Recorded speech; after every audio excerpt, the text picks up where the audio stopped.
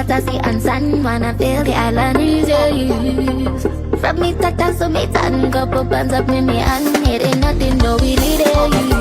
It's lit, I read, that easy. Don't give a damn about no sleep. Touchdown, match up the blessings and repeat. Yeah, okay, boom. From the land, fighting on, what's the vibes, what's the plan, shall we bar with me thousand. Link the crew, what they do, get some girls, set the mood, love me do is the anthem. Love me do, Life sweet, baby. love me do, love me do, Merci beaucoup. love me do, love me do, love me do, love me do, love me do,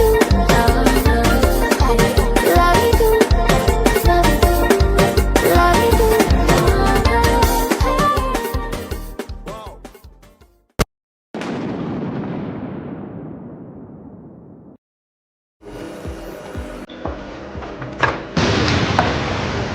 Boy. Let me call Serena to find out if lights go by then.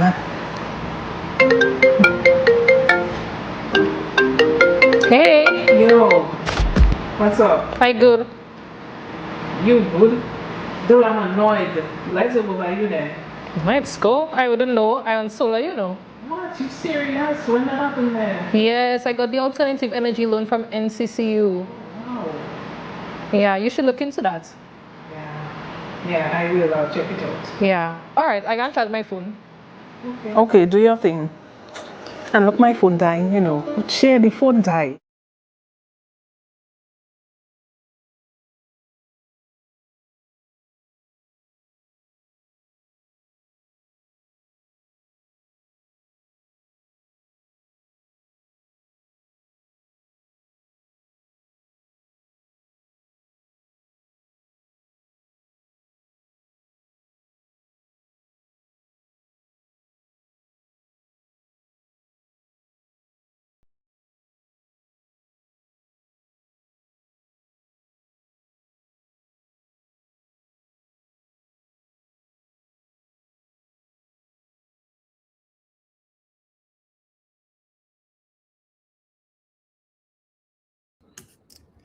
Bonsoir, bonsoir tout le monde. Good night, good night, good night. Welcome to another show. It is Monday evening, Monday the 24th of August, and we're back on here for another show. We promised you a series of political interviews around the candidates for the Roseau North constituency. We had Sherman Boston on last week, and last week we got to know a little bit about him, about his views, his ideas. We got to learn a little bit about his background, and obviously we got some of us, at least those of you who are in the Roseau North constituency, got to determine whether or not he would be the right candidate this time around for you. And this week, well, we also had a scheduled interview with Danny Lugay, that is the candidate for the UWP, and he, for lack of a better word, did not show up for the interview. But this week, we have on Ashma McDougall, who's going to be joining us, and she's going to be sharing a little bit of her background.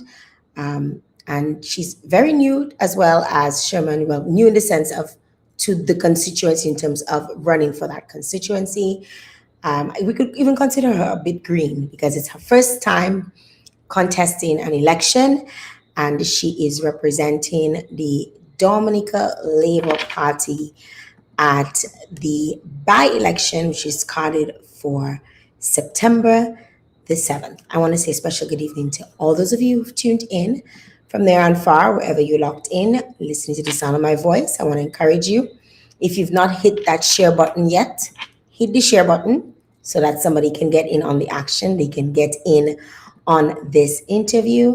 I also want to encourage you to tag a friend who might be interested in hearing the views of Ashma McDougall. And I also want to encourage you to drop your flag if you're not in Dominica, but you're locked in from outside of Dominica. I'd like to know where you're locked in from. We would love high tea flags. My St. Lucia, let me tell you, y'all are moving to St. Lucia, you know. I'm just putting it out there. I'm just putting it out there. It's closer to happening than not. My Lucians are locked in and showing love. I appreciate all of you. And all of you who are tuned in. I see Danielle is here. I'm locked in. Lala Grace is here, locked in. Eric is also locked in. A good evening to you. Those of you who are on YouTube, on Facebook, we're also on LinkedIn. So we're on LinkedIn, we're on YouTube, we're on Facebook, we're on 3 pages on Facebook. So we're all over the place. All right. So wherever you're locked in, listening to the sound of my voice, I want to say good evening to you. And thank you very much for joining us here this evening. Don't forget, make sure you share the live. All right. Share the live and drop your flag and let me know where you're locked in from. I want to say a special good evening to my sponsors, the National Cooperative Credit Union, who came on board to sponsor the series of these interviews. I want to say thank you very much for supporting informed conversation and civic engagement as we approach the Roseau North by-election. So Ashma McDougall is the Dominican Labour Party's candidate for Roseau North. While it's her first time, like I mentioned, on the political ballot, McDougall is certainly no stranger to leadership and public service. She's an economist, an educator, an entrepreneur, and a youth advocate with experience working with young people, the business community, and in various community initiatives. I want to say thank you very much to her for taking the time out. I know they're in campaign mode. Nominations happened just last week, Friday, and being heavy in campaign mode, sometimes you might say, boy, I need to be on the road instead of being here talking to Jael. But she has decided, and her team, I should say, she and her team have decided to join us here this evening, and we get to hear a little bit about her. You know, the last time I recall, I mean, I've seen her, you know, on the campaign trail, you know, speaking. I've listened to some of the public meetings that they've held. And I listened to it for all the candidates. Again, I'm not registered in the Roseau North constituency, but I listened to it because I'm interested in hearing what each candidate has to say, their views, and how the community is embracing them. I've not been one to follow politics in Dominica too closely, but since I've decided, you know, to turn over a new leaf and follow the politic trail a little bit more, I've been doing my due diligence and getting informed. I'm also confirmed. They call me to tell me to come and pick up my confirmation card, and y'all probably saw the video, what I went through to get confirmed. But I'm confirmed that I'm on the list to vote in the next election, whenever that happens. And I want to encourage folks, if you are on the live and you're in Dominica, you're living in Dominica, you should get confirmed today, get registered to vote, exercise your democratic right. It is your right. Do not say, oh, so it is, and I gotta know. You never know when an election is going to be called, and you might change your mind about some of the views you have now. But when election time comes along, you might decide, I want to now vote for this person, and you're not registered or you're not confirmed. And you want to avoid this. It's better to be in the bag, or it's better to have registered and have confirmed and decide on that day that you're not going, rather than not and then decide on that day that you would really like to go, and then you're unable to do so. So I want to encourage folks, wherever you are, please register. I saw the list. It's 12,000 and change, and it's a very small list as far as I'm concerned. I think more people should. We have just a few weeks left. And I say a few weeks left because I want to encourage you to treat September 30th as your deadline. Even if, they're saying October 14th, treat September 30th as your deadline. Register to vote, confirm if you're already registered to vote, and make sure that you exercise your democratic rights when an election is called. I don't want to waste no time. I want to bring up my guest, my very special guest who's here with me. She's someone I've known for quite some time, and we're not going to get it too much into the details of how many years I've known her. But she is somebody that who's come to my home. I remember meeting her for the very first time after my mom passed. She came all the way to Vegas, she and all of her friends, because she went to school with my sister. And they came to support my sister during that time when our mom passed.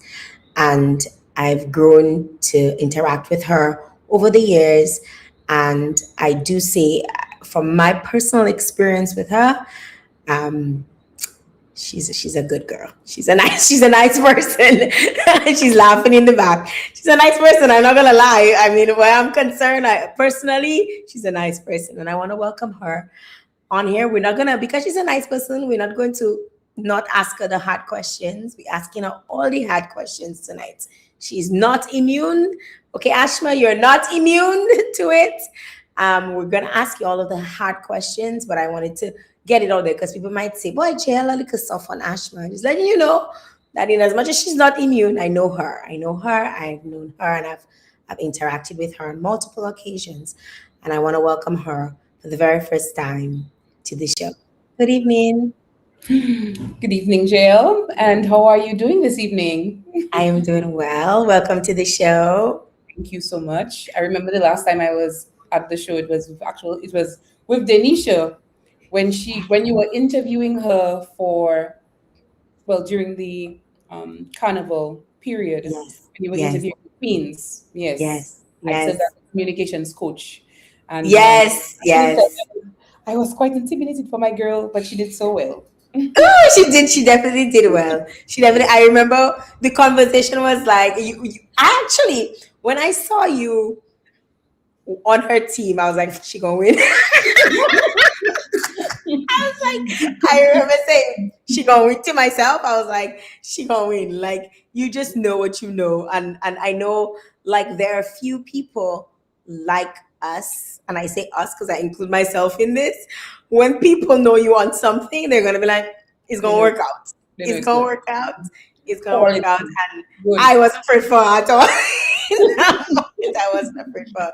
But welcome to the show. Ashma, like you're a whole candidate, and I mean, I was pleasantly surprised, to learn, that you were going up, you were going to become a politician.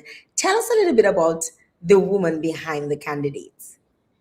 Boy, Jael, honestly, there's one thing that the Prime Minister always tells me, right? I mean, I have a cadre of different experiences: education, entrepreneur, so I mean the business background, academia, because I taught for 13 years at the college. I do a lot of consultancy, but none of these things, none. And I mean, I haven't even entered the political field. Like, I'm not even ripe into this thing yet. You said I'm very green. None of these things have prepared me for this political field, genuinely. I mean, I've always loved people. I've always found myself serving people. From very young age, I was involved in different, service clubs and service organizations like the Rotary Club of Dominica, the Girl Guides Association. I was an altar server for many years, so I served in, ministry. I was, I was a member of the Genesis Steel Orchestra because I love to play steel pan. So I played steel pan for many, many, many years. But I always found myself involved in, activities that had positive impact on society, that had some kind of purpose. It made me feel like I was doing something that was contributing to country. And at that age, I didn't even understand how it was contributing to country yet. it's now that I'm older, I really understand the contributions that it's had. But for me, I always wanted to contribute to national development, and that is why I decided to pursue my first degree in economics. I wanted to get an understanding of how the economy works, and I never thought that it would have led me to academia, but it did. And while I enjoyed teaching, I taught at the Dominica State College for about 13 years. So while I enjoyed teaching, I still found myself, almost missing something. Like I wanted to gain more experience outside of academia. So I would have left the Dominica State College and I began my career at the Dominica Association of Industry and Commerce. And I was the executive director there. And it allowed me to just really branch into something different. I was able to dialogue with different businesses and advocate for businesses, and it gave me greater purpose. And when I got into the Dominica Association of Industry and Commerce, I believe there was a particular experience that I had. It just made me feel like it wasn't enough.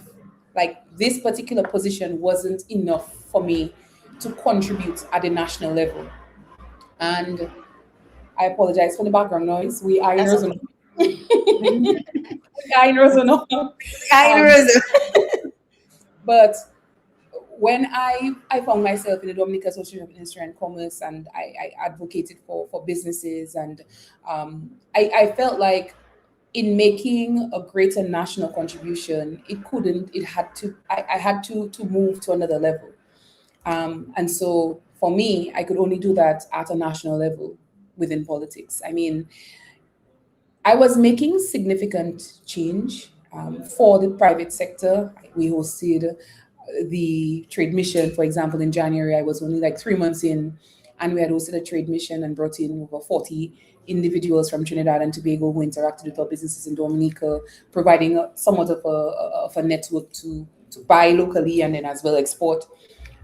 But I just felt like I wasn't touching enough, you know? And so I would have been going back to university to complete my PhD because I did start my PhD. However, every time that I've left Dominica, because I've left Dominica many times, I left Dominica in 2008 to pursue my first degree. Um, I'm actually a double master's student. So in 2014, I was doing a master's online. And then I left again in 2019. And then when I came back, I just found myself, I just couldn't leave. Every time I had to leave to complete, it was just something else. I mean, I became president of the National Youth Council, and then I found myself involved in the AIC because I wanted experience outside of academia. And then my father passed in January, and so at that time it was, I didn't feel comfortable leaving my family, because we're a very small family. And I felt, well, being here, I'm someone who is very highly opinionated. And so Very, extremely, Jael. very. I think that's a great strength and a great weakness. My I'm very highly opinionated, and so I was one individual who would always, be commenting, whether that be publicly or socially or even nationally about different policies, perhaps that I didn't agree with or that I agreed with, but felt like there should be some kind of work that could have been added to improve it. And for this reason, I said, enough talk. Like, if we really want, and when I say we, because there are many people just like me who have many opinions, but find themselves, stuck to commenting those on social media. If we really want to contribute significantly to national development in Dominica, it has to go beyond the public posts. It cannot just be making a Facebook post about, what the government should do or what the government should not do. It's an opportunity for young people who have skill sets, who have ideas, who have the capacity. And I felt like I have the skill sets and I have the ideas and I have the capacity. And so I decided to, give it some thought. And so this is what led me. I That feel is like a That's the longest introduction ever. That Well, yeah, you know, I introduction like is to like, talk. I Yeah, you know you know, like to I love parley. talking. I love You like to talking. parley, but Talking. you're an eloquent speaker, and you somewhat can be a storyteller with when you talk. So it's very easy to listen to you. It's very so I will not shut you up, but when I have to stop you, I will stop you. Don't you worry ahead. Yeah. Um, so you decide you're getting into politics, and obviously uh, there were reports that both the United Workers' Party and the Dominican Labour Party approached you to become their candidate. You chose the DLP. Were those reports accurate? And are you willing to share with us, was there a vetting process, and why did you choose the DLP, or did the DLP choose you? Okay, so I mean, rightly so, Jael. I had conversations with many different individuals, not just United Workers Party and Dominican Labour Party. Um, and that is because obviously people would have recognized what I said as relates to the high opinions, public social commentary, and then obviously my interest in that.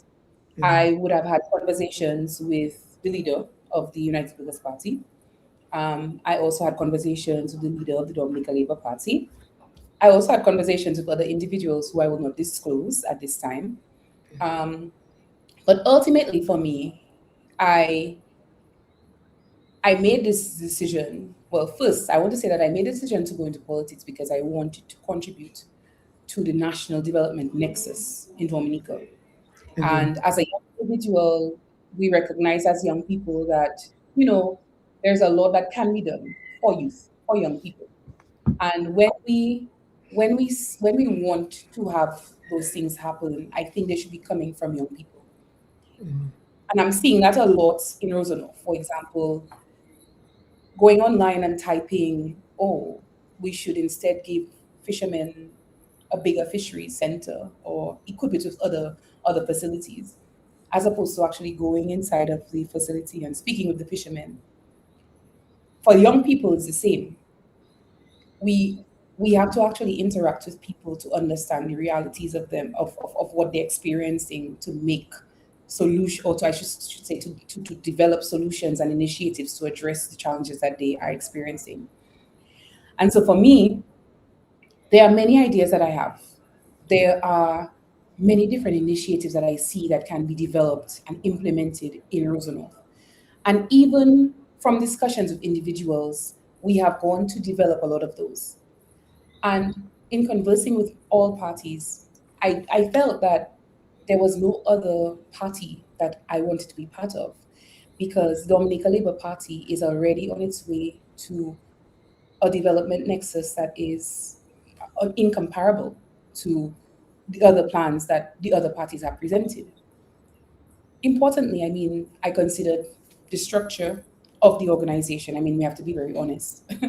uh, 7 months ago, if you looked at the party, you would see that there was only one serious party that existed. That's a fact. And if you speak to many different people on the ground, that is something that reverberated across many different people, young, old, um, supporters and non supporters of the United Workers' Party. And so for me, being an individual with my professional background, wanting to contribute to, deliverables for young people and all people within Roseau, but as well to a wider extension the country, there was no other choice. I felt that I would be best able to make a valid contribution to national development by, you know, representing the Roseau North on the Dominican Labour Party ticket. But yeah, more importantly, I mean, throughout this campaign, many people have been speaking about, stalwarts of the Labour Party. My grandmother was a stalwart of the Labour Party. By no means am I one who advocates for generational political affiliation. I'm not saying that I am a Labourite because my grandmother was a Labourite, but my grandmother contributed significantly to the Dominican Labour Party, significantly. And my I remember in my very younger days, I mean, being 5 and 6, my maternal grandmother, who was from Guru but lived in Newton, Madidi, was an individual who would take me from train to train on Dominica Labour Party rallies. And when I, funny story, when I was, thinking about um, this decision and, paging through albums, because, back in the days, this is what our grandparents did. They did not have phones where they would actually have our favorite albums saved on our phones. So I was paging through albums and I saw this picture on a campaign. I'm not sure where it was, but it was my grandmother, my aunts. There were three other individuals who I'll not name because they are individuals that I know, but I haven't, disclosed with them. They're in the photo. And it just took me back to really understanding, like, if my grandparents were here, I know that they'd be proud of me for continuing what they believed in, a movement that they believed in. Um, and this is what really led me to this choice.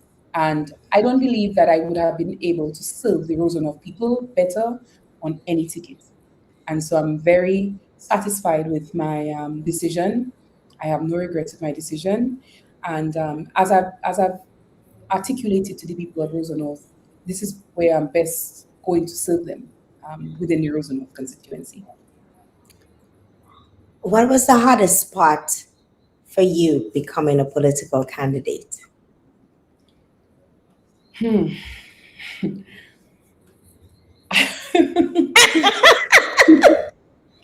hardest part, The hardest part. I think it was probably the conversation I had with my mom. Because to be honest, like I said, I I lost my dad in January, right? And Yes. And I remember that. I remember, wow. I remember what it was because I remember we spoke and you were planning on leaving. right, And then your dad got ill and then it was just quick. It was just very quick. it was. And so obviously my mom and my dad were inseparable. And people often tell me, whenever they saw my father, my mother was right behind, or wherever they saw my mother, my father was right behind. So obviously it really affected our family, and my mom and my brothers and my grandfather. Um, but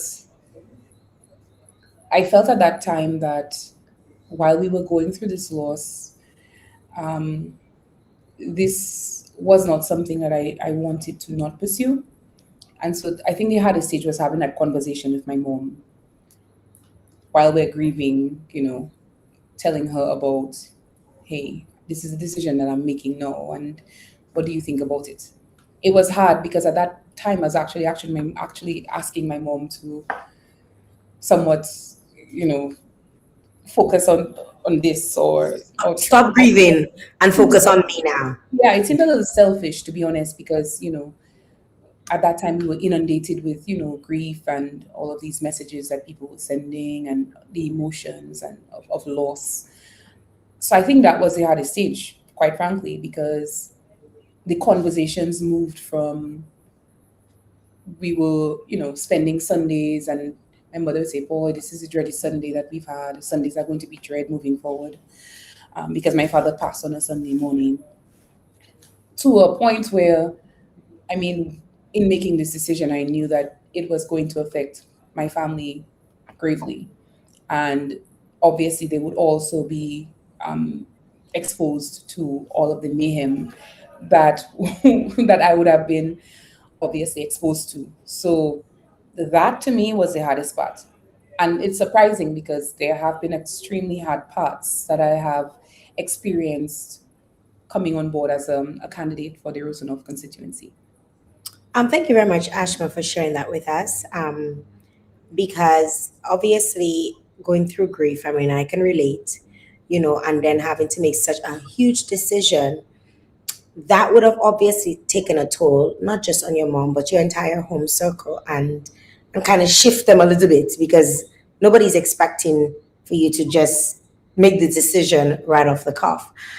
But my question to you is, as a result of you making that decision, I know you've received a lot of criticism, even with even on the live right now, people are criticizing. And even before they continue, I want to ask them to stick a pin in it, because remember, this is my platform and I will put you out and I will block you if you disrespect my guest. I've said that to everybody, regardless of who the guest is. Please respect my guest on my platform, or I will block you. I have no qualms in doing that. So just please be respectful. You obviously have your views, you have your choice, you have your opinion, and you're entitled to that. And you can do it, you can make your point respectfully. But please, I'm just letting you guys know that ahead of time before I have to boot anybody out and they see Jael is a dirty so you've obviously received a lot of criticism. Some people felt that you such, oh, some people say, and these are things that I've heard, she's such an educated individual. Oh my God. Why would she go with Dominican Labour Party? Why not go independent? Why not? Why not? How do you handle all of the criticism that comes with being a candidate?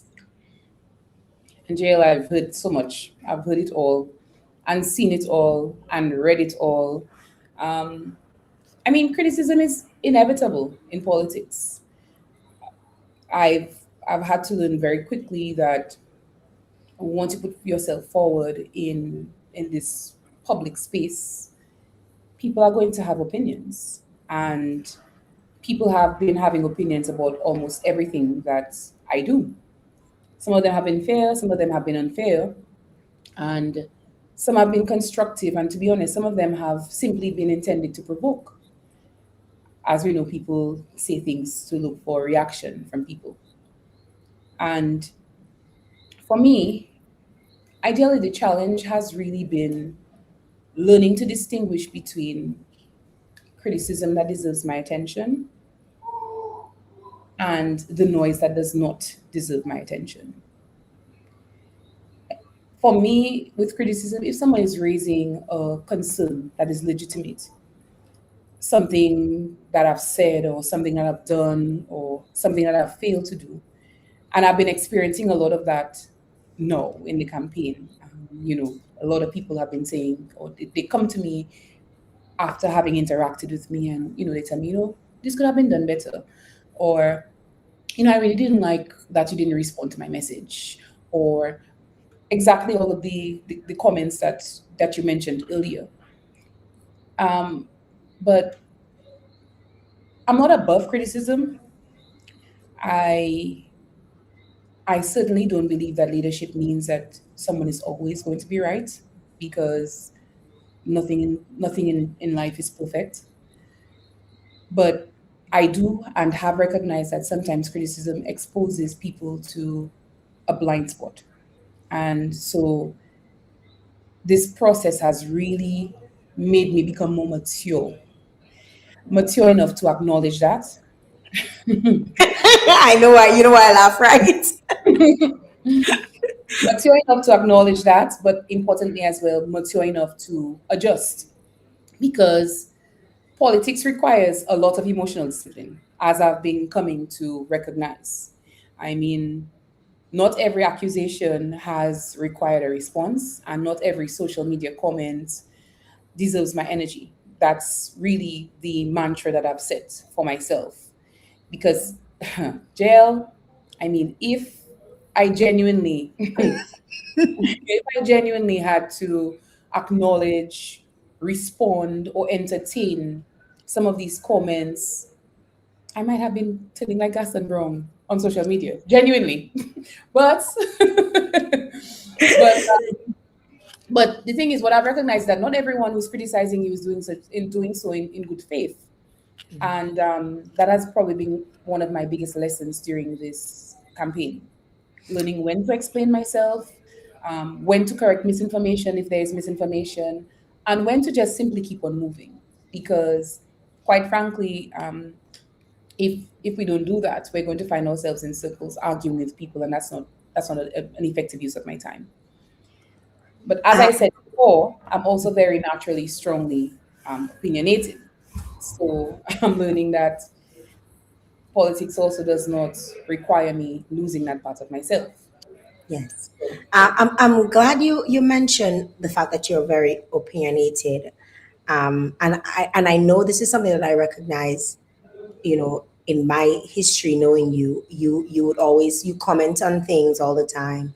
You've shared your views, you shared your thoughts. And I don't want to remove from people who also have views and thoughts and ideas. And one of the things that I keep seeing returning or recurring, is that people share thoughts like, accusing the Dominican Labour Party of buying votes, of handing out monies, of all of these things. This is something that has, I swear to God, since I've known the Dominican Labour Party, we've heard these things, these accusations, be it true, be it not.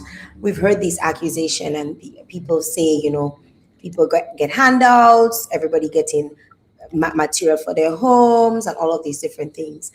When these things arise, as somebody of your caliber, somebody that like you, that I've known personally, when you hear these things, how does that make you feel as a candidate representing a party that obviously has its flaws?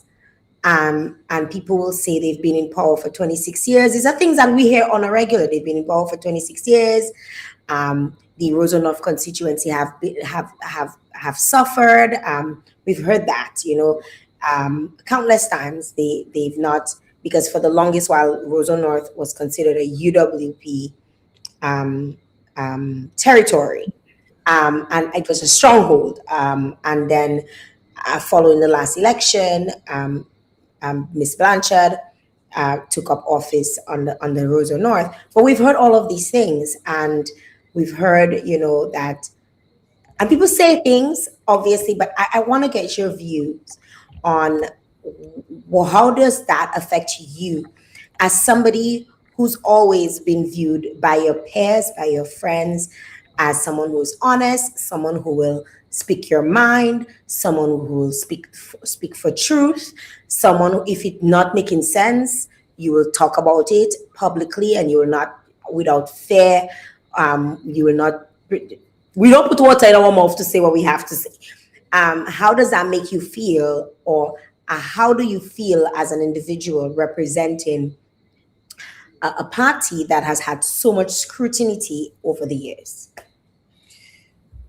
Well, Jael, I mean, when we speak about this topic of transactional voting, and that's something I've mentioned before, I think I'm going to start off by saying that we have to make a clear distinction between social support and transactional politics, because they're not the same thing. And I know that many individuals have been leaning towards speaking about buying votes. For me, that is not something I've practiced, and that's not something that I'm in the business of politics to practice. I mean, we had a conversation about this long before, and we had a conversation about this as well, because I mean, within the Roseau North constituency, I'm not going to say that it has been perfect, because it hasn't, right?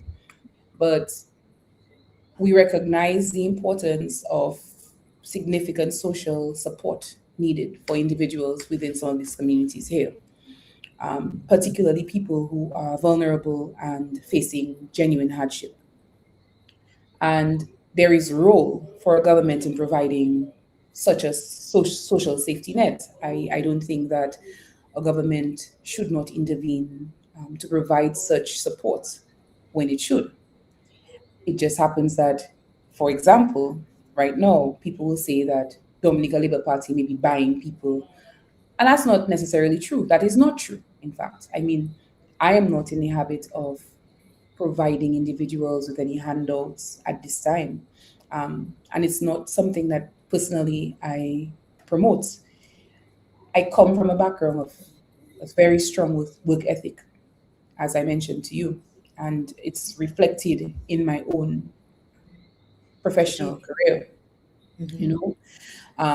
But I also recognize that not everyone is on the same playing ground, right? And I recognize that from my background in academia. When teaching students, you have students who come in who come from backgrounds where their parents may not be able to afford to give them breakfast, or to provide them with lunch, or they may not have school shoes that actually are functional. And so there are pathways where the governments have to provide social safety nets for individuals like this, you know. And so I think there needs to be a distinction between understanding, you know, social support that is provided by the government and of course transactional politics, because they're not the same. And when people speak about it, when people accuse me of doing such, it's not true. To be honest, Jael, if you go walking around in Roseau constituency, people are saying, boy, why they bring this iron lady in Roseau North? That is what they're saying. That is what they're saying. Right. And this is really just who I am. So I know that people, these are comments that people make, but again, in the absence of facts, people speculate. I mean, there are so many different things I'm learning about myself that I never knew in all of the years of my life. So my philosophy is that we can support people, we can support people without creating dependency. If someone genuinely needs assistance, we should help them. We should help them with the appropriate programs and opportunities. But alongside the support, our larger responsibilities to address the circumstances that created the vulnerability in the first place. And this is the exact reason why I, have presented myself to represent the people of Roseau. Thank you for sharing, Ashma. Nomination happened last week, and now that the field is officially set and voters know exactly who they're choosing between. Talk to us a little bit about your campaign strategy. Has that shifted? Have you been on point? Have you had to reevaluate and go back to the drawing board? Because there are many things you spoke about that you plan to do, and we'll touch on a few of them this evening. But how has your campaign strategy been going? The campaign strategy has been, I mean, we've been really focused, really targeted. Politics, as I've learned, is really about people. And so my first few weeks was spent just hitting the ground and introducing myself, because as someone who is green and has never really, you know, been out there publicly on a political ballot, not many individuals would know me, right? Many young persons may know me because of my stint with the National Youth Council. And persons who, listen to radio would have heard my voice before on the radio often, throughout the National Youth Council and even the DIC. And then even having been at Dominica State College, I would have taught many students. So I would have interacted with many young people. But the first part of this, the first stage was really going on ground, getting on ground across all of the different communities. So I started with Gutter Village, and to be honest, Jael, when I started this, it was so organic in that I was literally just going on ground, meeting people, talking with people, introducing myself. At that time, I wasn't even a candidate. I was just meeting people, introducing myself to them. But when I came around with my book and my notepad and I was taking notes, because obviously I'm interacting, I want to understand, the challenges that they're experiencing, they started calling me a social worker. So when I went back, they would be like, oh, the social worker is back today. The social worker is back today. So it was so funny because at that time, it just felt like it was organic. And, I started meeting people, I started interacting with them. And I continued that across different communities in Roseau North. When I first started interacting with them, I started understanding some of their challenges. So, for example, I'll tell you this, it was so interesting to hear to her. When I walked up in the Ravine, I'm not sure if you're familiar with the Ravine. The Ravine is if you're driving And along, that is behind. Is that the one behind the hospital? not even that's a jail, not even Oh, that is jail. oh gosh. So if you're familiar with the bridge between Springfield Training and Do It Center, Yes. right? So this is the Ravine, and this Ravine Really? stands all the way up to behind the hospital, even further behind the hospital. And I met so many different individuals there. And when I had to actually trek through there, like how they get home, it was quite interesting because the footpaths I mean, we had to build bridges. We've already started doing that. I started doing that even before I was a candidate. Um, and then as well, we're starting to install some lighting there. And interestingly enough, many of them had told me that they hadn't seen any candidates since Julius Timothy, and Julius Timothy ran since 2014. You know, Wow. and so for me, and I'm talking about any candidate, any, Mm-hmm. and it's. I'm not saying this to bring down anyone because it also reflects that we probably were not doing good enough either, as they did not see anybody from our team. But Mm-hmm. it reflected that we missed marks in really touching people and really meeting people where they are, because we cannot be trying to develop initiatives to solve problems that people are experiencing when we ourselves haven't experienced them. How can we Right. build bridges for people if we ourselves haven't crossed the footpaths that they're walking? You know, Right. so this is how it started. I just organically went out, started introducing myself to people, and started walking through the different footpaths that connected. I mean, do you know that you can walk from Gutter Village all the way to Grotto Home in Bellevue Roll through footpaths that are connected within the various communities? So, I mean, that gave me a great appreciation to understand some of the challenges that these people face, right? Because I live in Goodwill, and the some of the initiatives that need to be implemented in Goodwill are not those that will be implemented in Santa Roma or Bellevue Roll, or Louisville, right? And even walking through communities like Fonkole and Yampis and Stock Farm and Tarish Pete, again, it's the same. Their challenges are unique. And so walking through those communities and engaging with individuals, I mean, and people have been so warm opening their homes to me. And I say this, like, being as green as I am, I don't know where people stand. So I don't know if people support the Labour Party or they don't support the Labour Party, or they're objective, opinionated like me, and they probably, for example, before would not necessarily have said they are Labourite or they are a supporter of the United Workers' Party. And so this has made it easy for me to have conversations with everyone, right? Because I've been able to have, just raw, honest conversation and engagement with people to really understand the concerns that they have. So this is how the campaign started, Jael. It was really just organic. It was really just first knowing the people, getting to know the people, and then secondly getting to know the realities of the people across the different communities. Now we're in a different stage. And I said this before, Jail. I said this in Tarish Pete 2 weeks ago. The talking stage has been done. When you start, flirting and talking to someone, and, you exchange I know numbers, that. what's your favorite color, and Mm. what's your birthday? Nah, we're not in a talking stage anymore. Right now, we're more, we've advanced into discussions about how are we going to work together to get some of these priorities met, and some of these conversations had, and some of these initiatives actually recognized. And I've really enjoyed working with people that some of these people have told me they have never allowed a Dominica Labour Party candidate to enter their homes. Some of these people have told me that they have never been able to even have a conversation with a Dominica Labour Party candidate.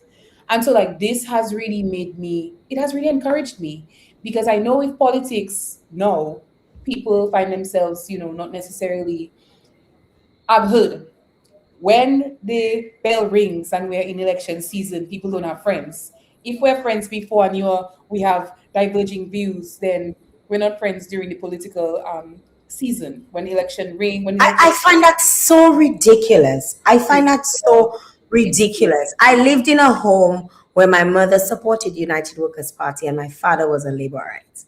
Like, I find that so ridiculous. Our neighbors would have would support other parties, and I mean sometimes during that time it's a little tense, but it not tense to the point where you cannot get food if you have to eat food, or you cannot say hello, or you're not saying good afternoon, passing them straight on the road.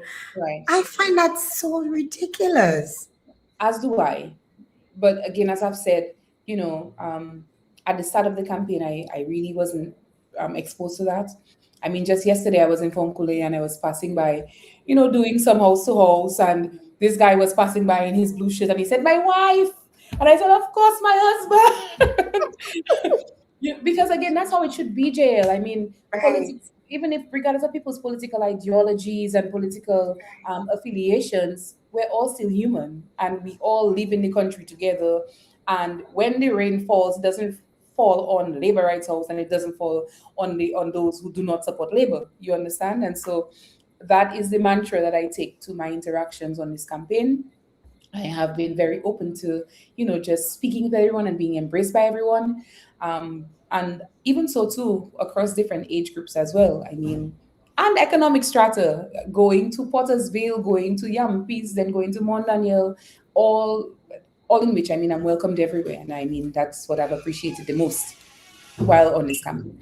It's a huge constituency. It's probably one of the biggest One of constituencies. the biggest, if not the biggest. Yeah, because I We believe have, we have almost 8,000 registered voters in the Roseau North constituency jail. that's a big constituency for Dominic. I mean, considering how many people we have confirmed today, it's But a big. but to be honest, jail Roseau North has been leading on this confirmation process as well. I mean, Roseau Central has done very well, but Roseau North, I mean, I guess with the by-election as well, and we've had a very committed executive association who has really championed the cause for driving the confirmation process in Roseau North. But we've had very good confirmation numbers, and even so too, following the announcement of the by-election, we've had more people come on board to confirm and participate in the election process. I have a question that I asked on my page a couple of days ago. And I want to put that question to you, Ashma. And I'm sure you probably saw the question, but it asks, should we vote for a person? Because I'm listening to you and I love Ashma. Should I? And I mean, and there are people on there who genuinely love you, who genuinely support you, who've known you in business. You've probably taught, who've known you helping the average child, who's probably known you from your days at the National Youth Council, who's known you as the executive director of DIC, who's known you probably in university, who's known you in college, who's known you like as a child, who's known you for your grandmother, who's known you for your parents. Should we vote for a person or a party? What is your view? Because again, you've always been very opinionated online, and that might be something that a lot of young people are grappling with in terms of where do we stand, where should we go, or what should we trust, or who should we trust? And you've expressed how you've put your foot to the path and you've walked the rocky roads and you've tried to find out more about the community that you want to serve. If you were selected as if you were to win that constituency, but should people vote for party or should they vote for a person? Boy, jail. That's a very controversial question. I mean, when I think about it, I don't think it should be an either or decision. I don't think it should be an either or decision because when you vote, you are making two judgments at the same time, right? You're making a judgment about the individual who will represent you, and you're also making a judgment about the political organization and the program that individual will help put into government. But when I made this comment earlier with regards to Julius Timothy, so I will speak about the candidate first. The candidate matters tremendously, right? Because we have had candidates. And when I go back to that comment of Julius Timothy, when people telling me that Julius Timothy was the last person that they saw, right? I say that the candidate matters tremendously because representation is personal. You have to ask as a voter when making a decision, is this person competent? Is this individual accessible? Do they understand my community? Can they articulate the concerns that they're actually going to represent at national, international, and regional levels? Will they advocate for us? And that's very important because I mean, even moving across different communities, the prime minister has reverberated this across so many communities. He he put his confidence and faith in me because, like he continues to say to these individuals, I have been advocating for them even before being a representative for them. You know, as a candidate, I have been advocating for the people of Roseau North, and we have already seen some difference in different communities in Roseau North already.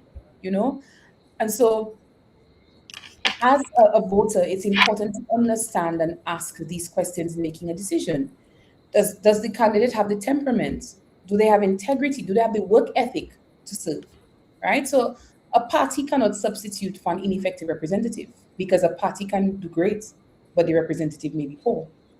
You know, so I don't think it's an either or decision. But the party matters as well, right? Because no parliamentary representative operates in isolation. An independent candidates or being a representative on the opposition, it's the government that determines national policy, right? Government who actually proposes budgets and legislation and the broader development agenda. So voters also need to examine the party's record, its policies, its leadership, and for me, the healthiest electorate is one that does not vote blindly for either, right? There should be there should be some level of we trust this person the most and we see that this person can make the best difference for us. And at the same time, within that particular political organization, this is where we will see this delivered, right? And so I actually would encourage voters to scrutinize it in that way. For me, going back to that question that you asked, Jael, in regards to why I decided to run on the Labour Party, I mean, quite frankly, I knew that considering the needs and the realities of people within the Roseau North constituency, there is nothing that I would have probably been able to achieve effectively for Roseau North in opposition because the government, the Dominica Labour Party, is in government. And so this continues to be my main reason as well for contributing and wanting to contribute to the Dominica Labour Party within that space. We So had that conversation a long yes, time ago too. we I did. remember that. I remember that conversation so vividly, and you were like, you said, Yes, we may have our views, but at the end of the day, to make a significant right, change, right, you had to make that decision. exactly, exactly. So a strong for me, I think for me as a candidate, I believe I have that strong. I'm a very strong representative. I have the ability to influence. I have the ability to work. I have the ability to work within government, and importantly, I am part of a government that can deliver, and that is powerful, and that's why I believe I am the best representative on the Roseau North ticket. You tie that in a bow there for me there tonight there. You focus a lot on, obviously community development. We've spoken a little bit about it, and I don't want to dwell on it too much because we have a very short time. But youth unemployment is something that I want to touch on a little bit. Right. Development obviously is a major part of your background. What do you believe is the biggest challenge facing young people in the Roseau North constituency? I mean, Jill, I will speak about it, but it's not necessarily just the Roseau North constituency. I mean, young people are faced with these challenges across the entire country. But I think my view is very it's influenced heavily by my experience in academia. And we had this conversation as well. Um, I was a lecturer for many years. When I first started, I I was so motivated by, you know, the inquiry and the imagination and the curiosity of students. Students had a work ethic that was just, I mean, it made you want to go into the classroom and really just want to teach. And I'm going to be very honest with you. I mean, it's a painful thing to say, but that dwindled over years, and we see it reflected even in the workplace and the labor force. We see it reflected. I mean, I have friends in HR who are always sharing and publishing vacancies available across different companies. And they're saying they can't find employees. And I'm like, but people saying they cannot find work. So what are you talking about? You cannot find employees. Um, Jail, I don't think, I mean, I understand that unemployment, is a concern, you know, but at the same time, I also see that there has to be a concerted effort in addressing, you know, increasing motivation among young people to work. There has to be some redress on that because too often we see many of the young people not wanting to take up positions because they're not satisfied with the pay. I mean, I've met people who, just coming out from Dominica State College and they have expectations of making $10,000 a month. I mean, Jill, we have to be realistic. I'm not crying down anyone for having such for an expectation. But at the same time, we have to be realistic. We have to be quite realistic. The workplace is becoming one, labor force is becoming one that is quite competitive. People know, many more people now are educated more than before. And so within the workplace, you have persons who are probably studied at the master's and graduate level, and you are competing with these individuals. And so obviously it might be more difficult to find a job that pays what you're looking for, especially when you don't have the skill sets, or you may not necessarily possess the experience or the education. Um, but at the same time, Jael, I mean, that is one part. I think that is one part of the problem that we have to look at. And I mean, that's probably going to be something that is more difficult to address because culture is something that is very difficult to change, you know? Um, but at the same time, for me, I am a person I think very out of the box and very creative, very creatively. And while we recognize that unemployment is a problem within not just Dominica but the region, especially among young people, we have to use more innovative pathways to solve the unemployment problem, right? And I that is agree. that is why in conversations that I've had with young people, we have already started talking about two things because there are different subsets of people who are unemployed. There are individuals who have the skill sets. They may be people who return from studying overseas and they cannot find a job, so they're underemployed. They may have taken up a job for which they're overqualified for. And then there are also individuals who may have worked for a number of years. They have the experience. They probably did a course online, probably did something at UE, and they do have some skill set as well. And so we recognize that the Work Online Dominica program was very effective in actually matching people with jobs. However, that program no longer exists, and there are many people who have actually interacted with in Roseau North who benefited from that program. So we see a lot of value in investing in a pilot Work Online Roseau North program. And we recognize that that in itself is a good opportunity to tap into employment opportunities for Roseau North constituents. And potentially, based on that success, that in itself could be extended at the national level in the near future. On the flip side, we also have individuals who, and again, Jael, I mean, this is the reality. I'm meeting a lot of young persons who are not employed. However, when I ask what is their highest level of education, it's like second form, third form. So we have low attrition rates as well from many young boys and girls. Many young boys and girls are leaving school at 14 and 15, finding themselves, perhaps not encouraged Expelled or not encouraged to go to school. Right. So, Jael, I mean, that is another problem we have to address. So, we see the. I did this course. Well, it was one of my initial courses in my PhD program where I had to understand project implementation and project frameworks, and we use this tree analysis. And so, when we look at the tree, we look at the branches, the trunk, the roots. When we talk about unemployment being the problem, we have to look at the causes because we cannot talk about let's create jobs to tackle unemployment. No, there are different causes to the unemployment nexus in Dominica. And so if one is it's important for us to understand all of the different causes that are contributing to persons experiencing unemployment, because we cannot just say let's create jobs. What jobs are we creating? Are we even creating the jobs that the young people actually want to work within? Are people incentivized to want to be in agriculture? Are people incentivized to want to be at a desk for the entire day working? Do people want to actually report to a 9 to 5? Do they want flexibility?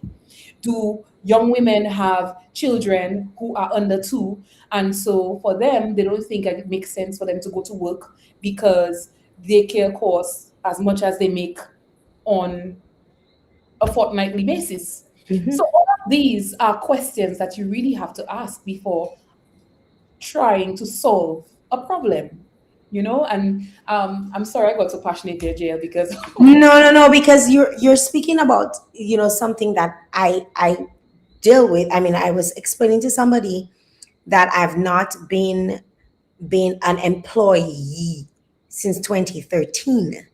I've not been an employee, and most people find it crazy that I've not been in that role because I'm very creative. I know what I can do, and I have legit created jobs for myself for years. Like I examine businesses, I see deficiencies, and I create opportunities for myself. I look at, even something like you spoke about young people. I taught at a university in Canada teaching content strategy, and young people are interested in social media, and I'm like, hey, how about we offer this to you so you are better equipped on social media? And we see young people not even wanting to register. We find the people who want to actually learn content strategy, social media, which is supposedly a young person's field, are people who have been in marketing and communications for years. These are the people who are registering to do my course personally with me because they feel it's going to help them with their current role or within their current organizations. Young people are not, and it's like you're creating these opportunities and they're not engaging in it. 2 days ago, I spoke to a security guy working outside of an establishment, and I was saying to him, we're having like a banter, and I said to him, behave yourself, before they fire you, telling him, like, just, making like a joke. And he says to me, if they fire me, Jael, I'll get a job tomorrow. I hustle. I know how to hustle. And he said that without skipping a beat because he knew his value. He's a security guard, but he knew his value and he knew that he could hustle to get another job. And there are so many, and I tell young people that every single day that I run into them, that I communicate to them. I mean, I used to communicate more with young people, but I've since locked off all social media notifications, so nobody can reach me via social media anymore.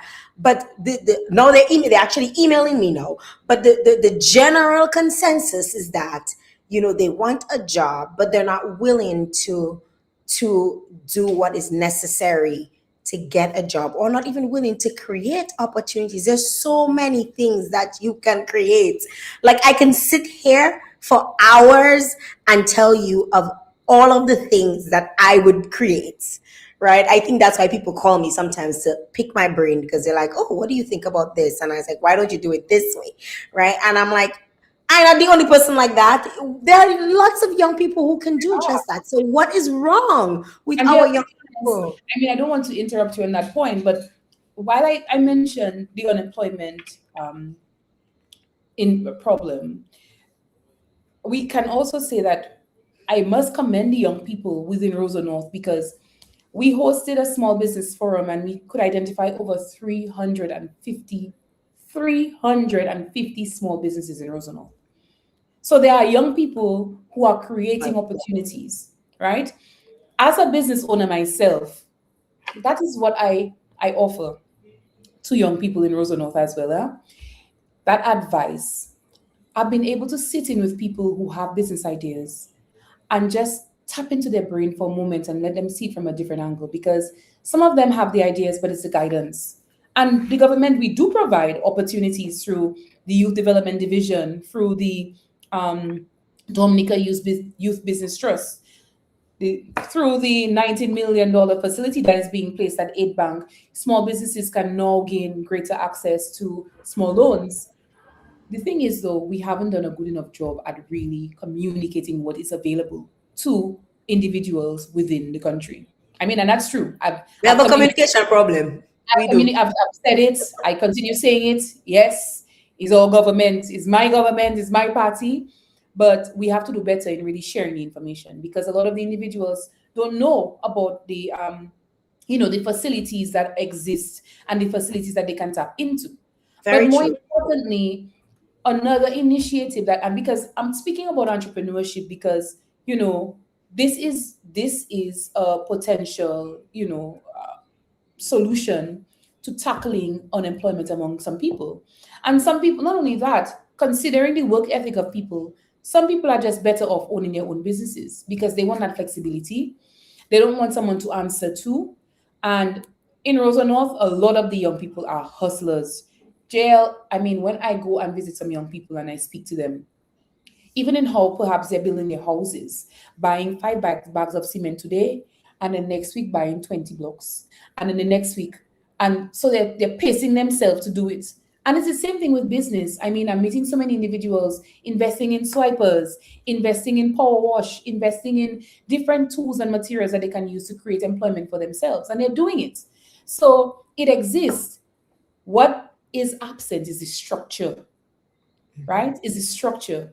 Because they have the idea, they have the entrepreneurial spirit, but what they lack is the structure. Because when you travel to other countries, so for example, I traveled to Antigua recently, and I was so surprised to have gone onto a bus, and I told the man, "Oh my gosh, I have no cash," and he told me, "That's fine. I have my machine."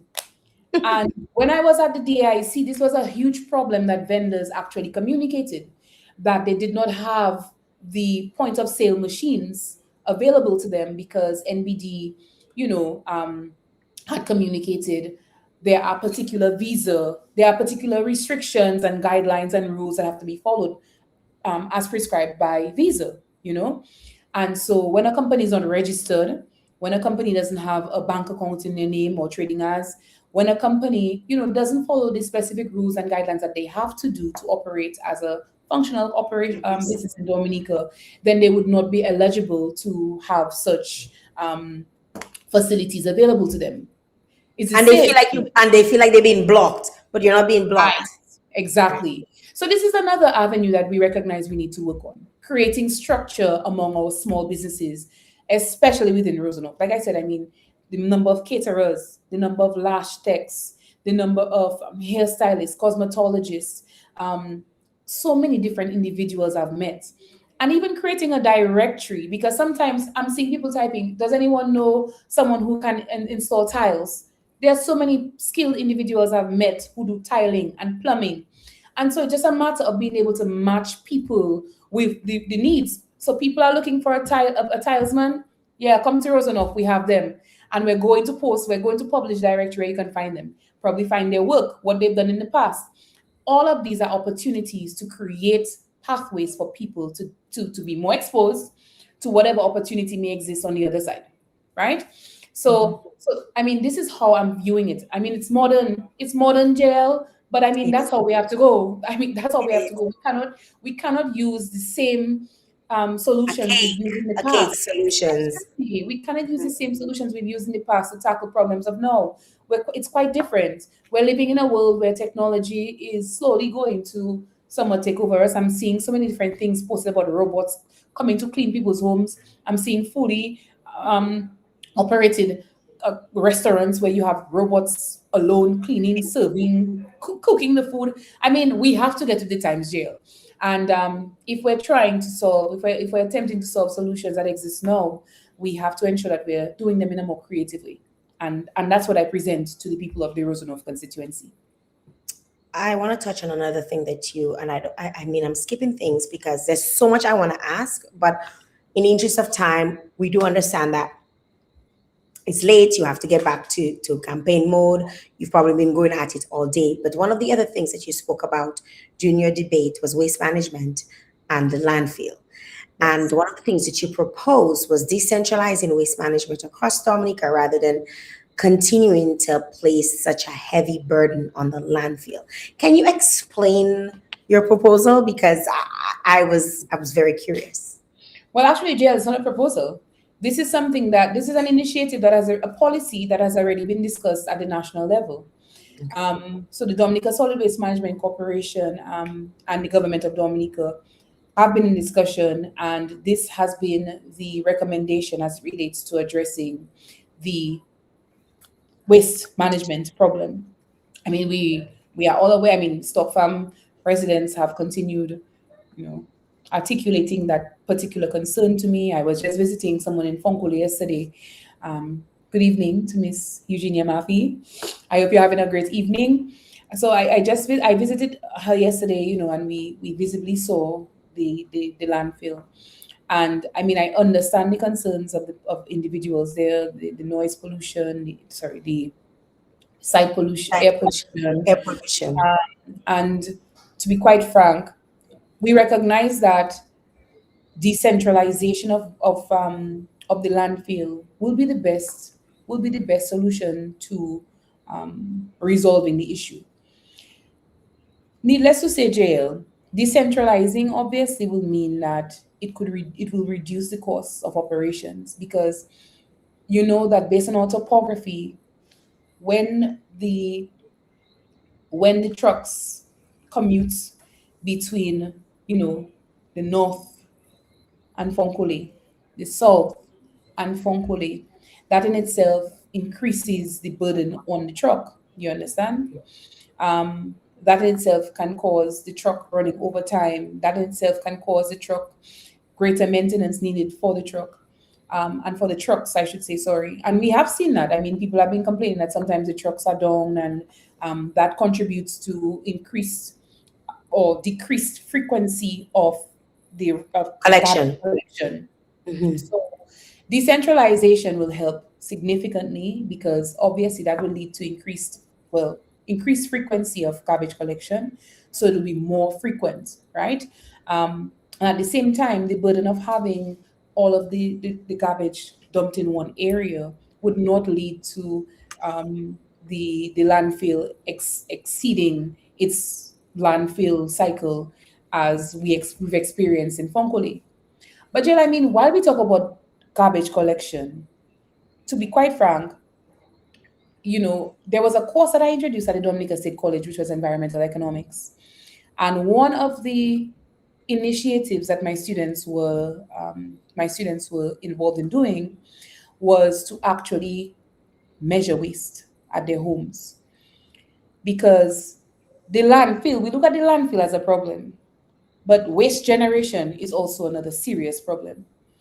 And it's twofold. People are sending a lot of waste. And I say this, Jael, I could have come to your program and said this 6 years ago when I was a lecturer.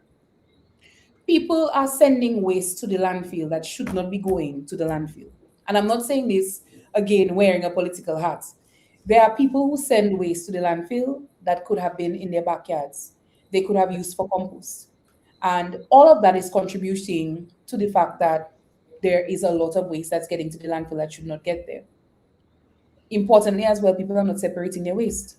So you have plastics with bottle, with general waste. And then when it gets to the landfill, I mean, it becomes tedious to then find separation happening. So I mean, the government has taken an effort in regards to implementing waste management strategies. But I think at a national level, we have to do better. We have to do better at waste management and as well at waste separation, because we cannot be talking about decentralization and talking about solutions to the landfill, but we ourselves are contributing to the landfill problem. What does that look like in terms of decentralization? What does that look like So from your decentralization looks like, we have boundaries. So therefore, in the north, for example, decentralization will be having one specific location that would serve for Capuchin, Portsmouth, Penville, Savonpai, Vekas, right? In the northern area. Along the west, another area. in the south, Scots Head, Soufriere, Point Michel, another area. So decentralization looks at the objective is to have an area that could serve multiple communities within a particular boundary, right? Um, and obviously, there are many untapped areas that we can identify that can contribute to that initiative. I think it would be a good conversation perhaps to have with Mr. Florian Mitchell, the manager at Dominica Solid Waste Management Corporation. I think he'd be able to definitely provide a lot more insight on what that strategy looks like. I'm glad we brought this up because, like, when I mean, I've lived in Canada for. In Canada, you have four bins. You had four bins, not one, not Right. two, four. Mhm. You had organic, you had your recyclables, you had cardboard, you had you had four bins. Your Yes. grass and things that whatever you cut from your yard and stuff, and coming back home, not even just coming back home to live, but just coming back home as often as I would be home was always like a problem for me to like switch on, switch off, switch on, switch off, because it just felt like there was so much that we were putting in our garbage that we didn't have to. And it was always so confusing. Like to this day, if you if you go in my kitchen, there's bottles on top of, like, the bottles are in a separate place. Like I still, but then when it ends up in the garbage, it ends up In one bag. in the same, one bag, but not just the one bag, but like the bin, because you have a big bin and you put Right. everything. And then I take a look at the the trucks when they come, and like I don't see two trucks coming. It's one truck. They come and they take everything. So all of that just seems like, okay, yes, we say so I can separate it and I can do my due diligence and separate it. But when one truck comes and it takes everything and it throws everything in there, like it defeats the purpose of all of what I've done. To the point where I used to buy blue plastic bags, blue garbage bags, to show that there were plastics in it. So I feel, I mean, you said talk to him, so probably I will invite him on at some point. But I feel like everything, I remember being on radio and hearing the recycle, reuse. They had this whole campaign about it, and then Mhm. it's still nothing happened. And I feel like we make a lot of these big moves to enacting certain policies, and then we just go right back to our old ways. Ashma, you've spoken a lot about so many different things that you'd like to do, you've done. I mean, if people have followed you through the different I don't even know if you call them conventions, or the different meetings that have been held, across your constituency. Much of it is being aired live. So you've shared a lot of your views, and I encourage, if people want to go and watch, because you're always posting, you're very active. Your social media page is also very active. I do oftentimes, if I miss one, I go there and I look. For someone who is for a voter who is still undecided, why Ashma McDougall? Boy, Jael, I mean, for me, I cannot convince people about my track record. I think my record speaks for itself. Um, I first want to speak about some of the targeted solutions that I've already presented, because I haven't really spoken about many of them. I know that many people, the other candidates, have been presenting some ideas, some far fetched in my own opinion. But for me, the strategy that I have presented has been something that is realistic, timely, and one that is community driven. All of the different priorities that I've identified as well has come from conversations with persons, not what I think should be, but what we think could work well in each community. In Fonkole, for example, we recognize that fishing remains a mainstay for many of the individuals within that community, but we have not done sufficiently in modernizing fishing and the fishing sector. And so we recognize that there needs to be better support for the fisheries. but importantly, expansion of opportunities for the fishing sector as well. And that looks like many things. I mean, just last night I was having conversation with someone again in Fonkole about potentially a fish festival and giving opportunity to individuals within the Fonkole community and as well Pottersville, and along the bay in that regard for enterprise. Outside of that, Jael, I don't know if you have driven up Fonkole before. I drove up Fonkole for like all the way up for the very first time 3 weeks ago. I was shook. I didn't even know all of that existed. And Jael, I don't know if you had the opportunity to just stand and look at the views. I mean, Fonkole has some of the most beautiful views in the country. And I mean, I can understand why people say that persons in Center Roma were extremely upset when the people started building in started squatting in Fonkole, because those views are immaculate. And so, Jael, I mean, I've already presented this proposal to the government as it relates to hillside tourism. I mean, can you imagine the boats are docking right there at Woodbridge Port, and persons are just tracking up to on different areas of Fonkole and going to different hubs and experiencing the views at Fonkole, just like you do in any European country. And that in itself contributes to employment and opportunity for people in Fonkole. I mean, I haven't said this enough, but Goodwill and Pottersville is, I mean, slowly becoming the capital city. We've seen, many doctors, doctor offices, other businesses opening within Goodwill and the Pottersville communities. And that in itself has removed a lot of the traffic congestion that happens within the Roseau, within the capital city of Roseau. So we see a commercial corridor development opportunity within Goodwill and Pottersville. But that has to be coupled with modern infrastructure. We have to see better sidewalks. We have to see better traffic and parking management within Goodwill and Pottersville. We have to see a more modern, I mean, we're talking about suburban Roseau. That's what it is. And so it has to look like a suburban area. Within Yampi, Starish Pit, and Gutter Village, the idea really is centric to breaking the poverty cycle. I mean, people get scared of using that word, but I use it because we have to call a spade what a spade is, right? There are many opportunities for education and skills training that should be available and better advertised for young people, especially those who I spoke about earlier, some of which drop off from school. And importantly, employment and employability, looking at those two, and how we can create opportunities for young people within those communities. Within Center Roma, Mont Daniel, St. Edmunds Estate, Ravencock, I mean, much of the focus is on safety and security in Center Roma, but then as well, importantly, infrastructural development, road infrastructural development.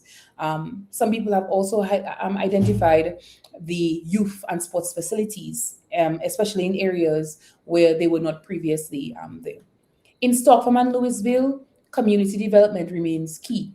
We've already started having conversations with persons within the community with regards to the rehabilitation of the football field, the Stock Farm football field. We've already rehabilitated the Stock Farm playground. We've done the cleanup there. We're going to install some lighting. We're going to have a conversation as well with the residents to see, whether there is additional facilities that we need to put on that particular area, because we want to see improvement in roads. We want to see improvement in youth engagement. We want to see improvement in the parks and the recreation as well. And in Belvirol, many of the residents have mentioned that water storage capacity remains an issue. And so we already have the support from the ministry. Honorable Shekira Lokat Hippolyte has already confirmed that, additional storage has been promised and will be delivered to increase the water supply. So, Jael, I mean, these are the plans. These are the plans that are endeavored for the Roseau North constituency. And this is just based on your assessment. The tip of the iceberg. And this all came from community-led discussions with residents. It wasn't something that I sat at a desk and I sat with the Prime Minister and I sat with other ministers within government. I went to people within the communities and we had honest conversations about what it is that they're experiencing. Right. And I think this is the most important part of politics. Politics means you're serving people, and serving people means you have to understand the realities of people, right? And I think that at this time, Rosa North needs representation that is genuine. Rosa North needs representation that is hardworking. Rosa North needs representation that is going to deliver, right?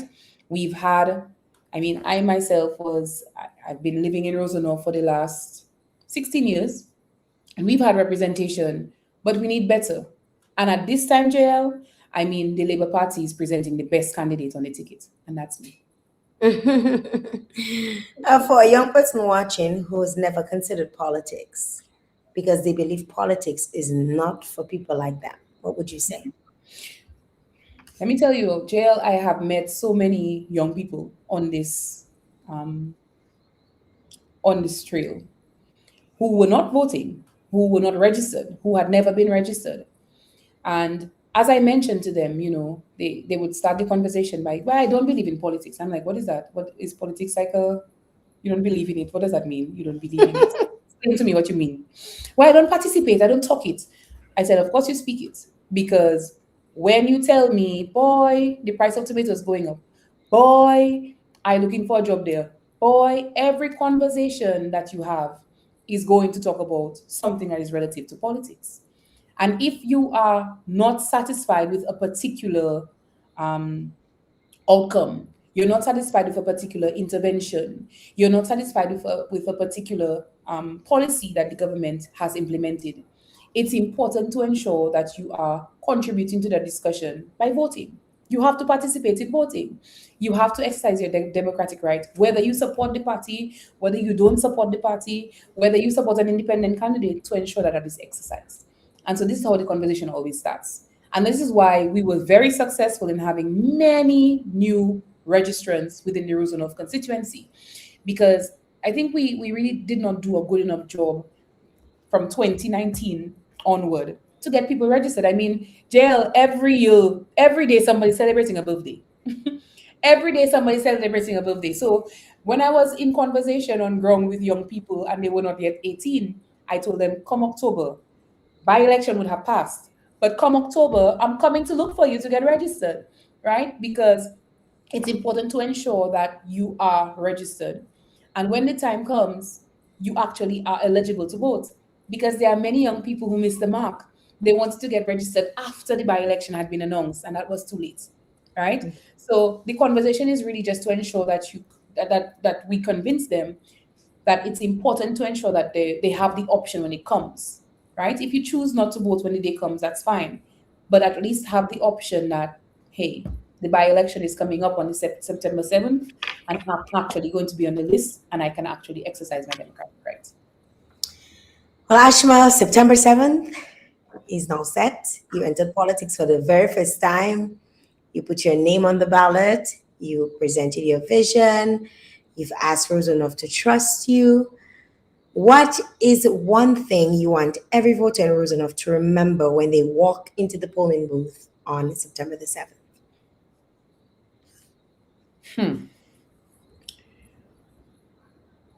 I think for me, I really just want people to think about what they want Dominica, what they want Roseau to look like in the next 5, in the next 10, in the next 15 years. I mean, as a young individual, and Jael, the Prime Minister keeps on saying this at our meetings. The Prime Minister keeps on saying that he's giving me 15, 20, 25 years in the Labour Party. But I think it's important, whether young, whether an older voter, to really think of it as how do you want to see Roseau North? And what kind of leadership do you think will drive Roseau North the way that you want to see it, the way that you envision Roseau North, right? We've seen many politicians who have come and talked to us in Roseau North, and they have not delivered. And I think from my interactions with individuals and from the encouragement that I've been receiving, many individuals believe that I will deliver for Roseau North because I've already proven to them that I have delivered, and I've started delivering small things even as a candidate. And so, as I have been saying on this campaign to the people that I interact with, I'm not going to be able to deliver everything. And that's a fact. I am not making promises that I'm not going to be able to keep. That's not who I have ever been. But I want people to trust that I really have the good intentions of the Roseau North people at heart. I myself was in a situation where I wanted better as an individual living in Roseau North. And instead of sitting on the sidelines and complaining, I decided to put myself forth and to represent the people of Roseau North. And this is why I believe that coming from that space, that I am the best candidate to represent the people of Roseau North, and as well to bring effective differences among the lives of people in the Roseau North constituency. Ashma, something I want to say to you, as somebody who's known you, please don't change. I'll never jail. Please don't change. And I think that, you know, a lot of times when people enter politics, I've seen it happen. They change, you know, it changes them. It changes how they behave, how they interact, how they respond to people. Um, I've truly always believed that you're a genuine person. We've had very heart to heart conversations. We've had hard conversations too, you know, about various things. And you are somebody that you're frank, you're a matter of fact, you don't put water in your mouth to talk, you give it to you on the rocks with no chaser. And people are often intimidated by that, and sometimes people will shut you up, or they will tell you, you're too out there, you know, you too much, you're doing the most, they'll tell you all of these things. But I want to really encourage you, you know, as somebody who knows you personally, you know, and who's interacted with you multiple times, to not change who you are, because all of the things that you've said, you know, here tonight, I believe you as Ashma will do it, given the opportunity. Which is why when I spoke to you and we spoke, and I said, you know, if that's your decision, you know, that's your decision, and I support your decision, right?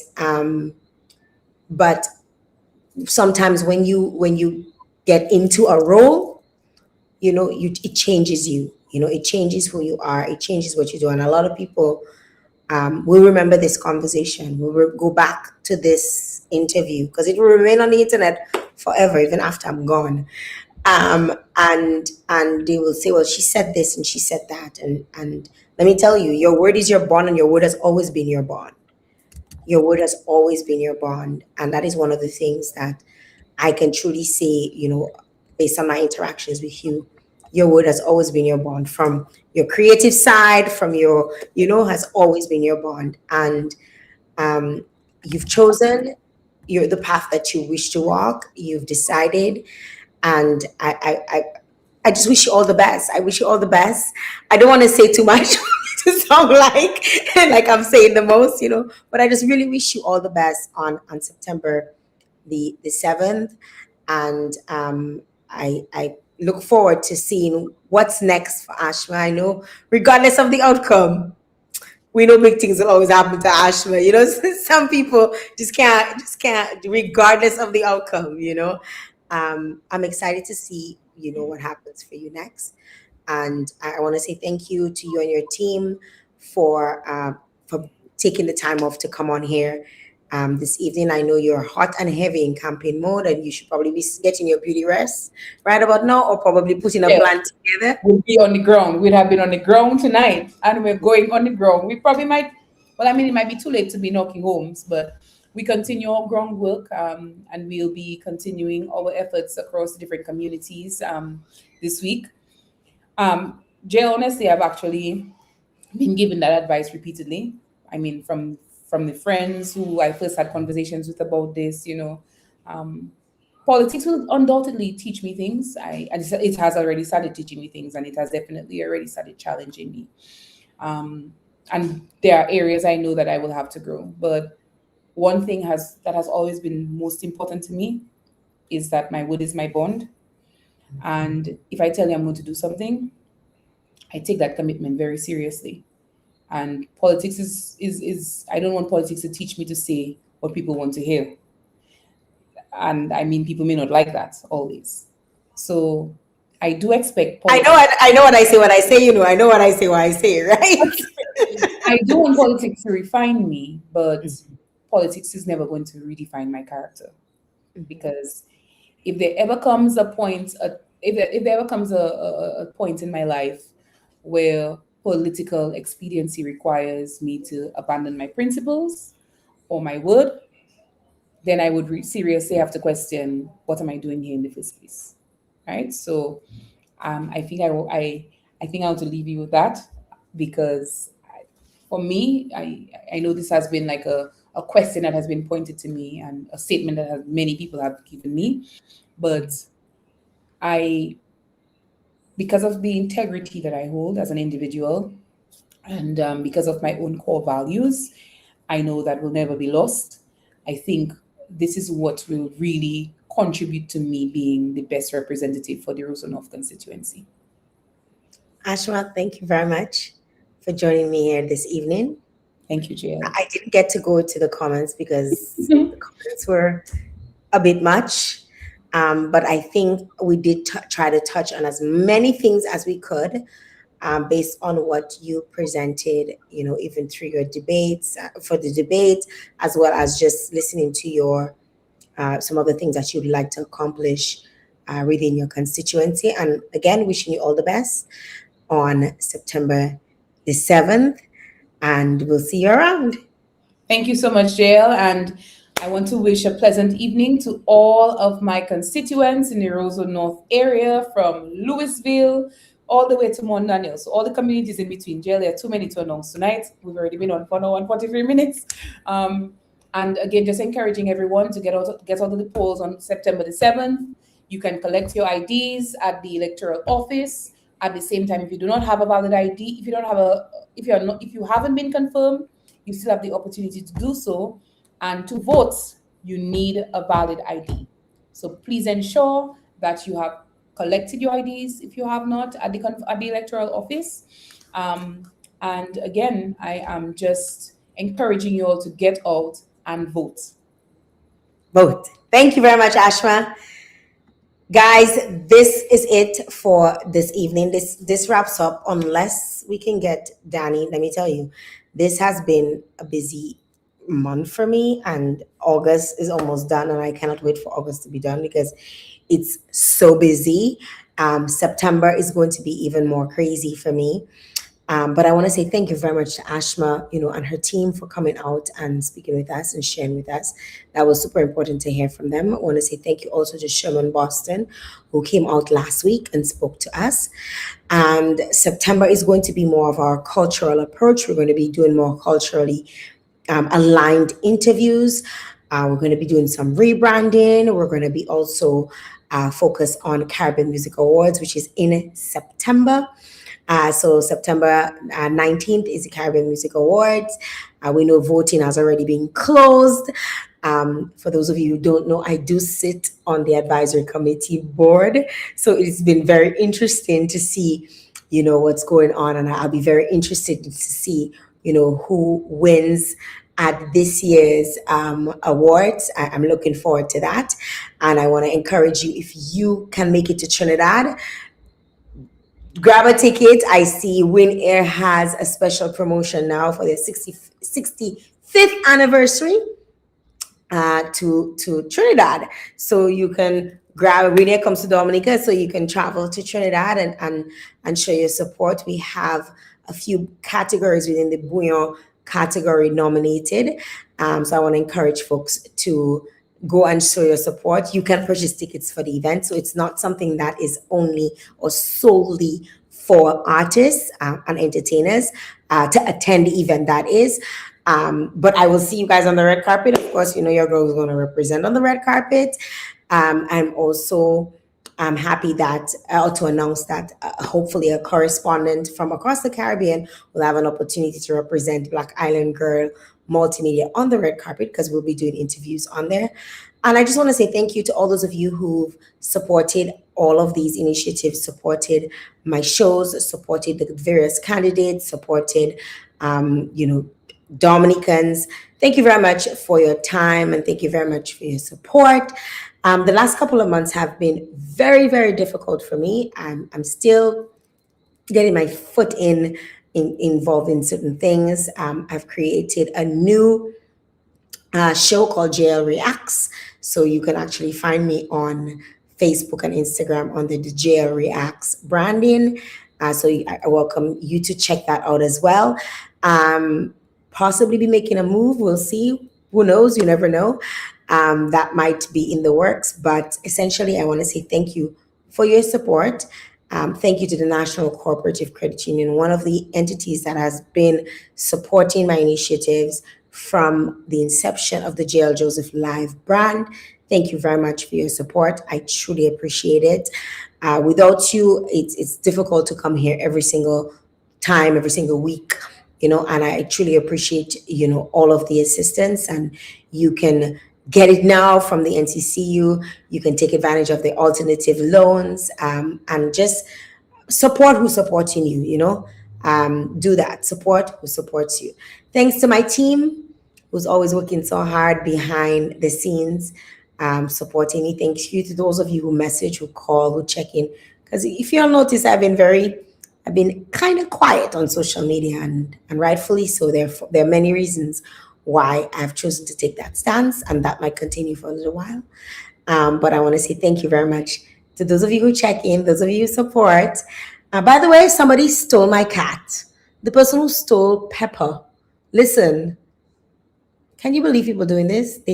They stole my cat, and we'll find the culprit once we look over the cameras. We'll find the culprit, as long as she was in the vicinities of the cameras. But yeah, somebody stole Pepper, and this has taken a toll on me and my family. Bring back my cat, please. But thanks again, guys, to all those of you who tuned in this evening and you shared the live and you commented. Have yourself a great evening, and look out for our next Jael Joseph Live series, our cultural series, which we'll touch a little bit more on over the next couple of weeks. Until next time, saying good night and have yourselves a blessed evening. Bye-bye.